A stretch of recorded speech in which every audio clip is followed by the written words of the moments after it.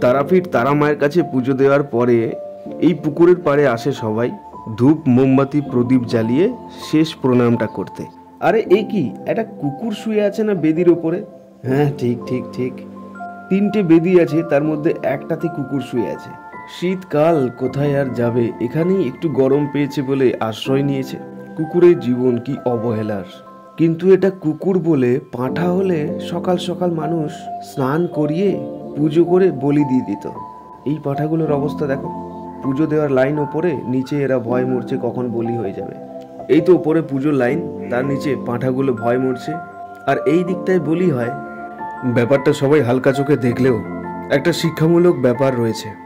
বর্তমান শক্তপোক্ত দুনিয়ায় পাঁঠা হওয়ার থেকে কুকুর হওয়া ভালো। হতে পারে অবহেলায় থাকে, হতে পারে কারোর ভালোবাসার পাত্র হয়ে ওঠে না, কিন্তু স্বাধীন জীবন রয়েছে, নিজের মতো বাঁচা রয়েছে, যখন যেমন তখন তেমন বাঁচার স্বাধীনতা রয়েছে। না হলে এই বেইমান মানুষগুলোর ওপরে ভরসা কি? নিজের শুভকামনা করার জন্য পাঁঠা বলি দিয়ে যাচ্ছে। কখন যে কার বলি হয়ে যায় এই দুনিয়ায় বোঝা খুবই মুশকিল। কুকুর অনেক ভালো।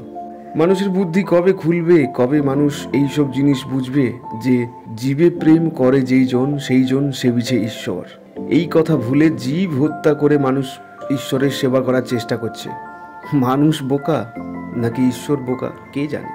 সবই তোর লীলা খেলা মা। জয় তারা।